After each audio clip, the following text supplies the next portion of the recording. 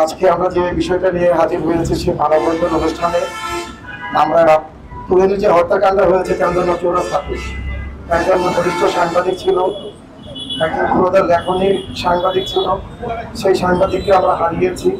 তার দিদি আপনার মাত্রার কামনা করছি। এমন অবস্থায় আমরা জানতে পেরেছি যে এখন পর্যন্ত গাজীপুর মেট্রোপলিটন পুলিশ কর্তৃপক্ষ হত্যার সঙ্গে জড়িত আসামিদের গ্রেপ্তার করতে সক্ষম হয়েছেন।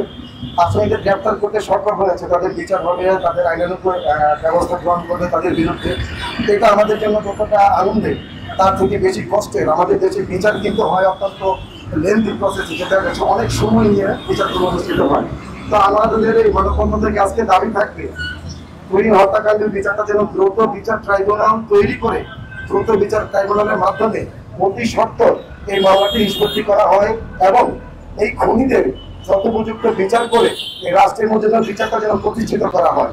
এছাড়াও আমরা জানি গত এক বছর আগে রাজনৈতিক পট পরিবর্তন হয়েছে আমাদের দেশে। সেই পট পরিবর্তন হওয়ার পর এখন অন্তর্বর্তীকালীন সরকার আছেন। দেশের ছাত্র জনতা আন্দোলন করেছেন, তারা জীবন দিয়েছেন, তাদেরকে শহীদি মর্যাদা দেওয়া হয়েছে। আমরা আজকের এই মানববন্ধনদেরকে আওয়াজ তুলতে চাই, সাংবাদিক তুহিনকেও যেন শহীদি মর্যাদায় প্রতিষ্ঠিত করা হয়, আর পরিবারকে যেন সরকারের পৃষ্ঠপোষকতায় রাখা হয়। এই আবেদন জানিয়ে আমি আমার সংক্ষিপ্ত বক্তব্য শেষ করছি। সবাই ভালো থাকবেন। সাংবাদিক তুহিন পরিবারের প্রতি সবার খেয়াল রাখার উদাত্ত আহ্বান জানিয়ে শেষ করছি। আসসালামু আলাইকুম।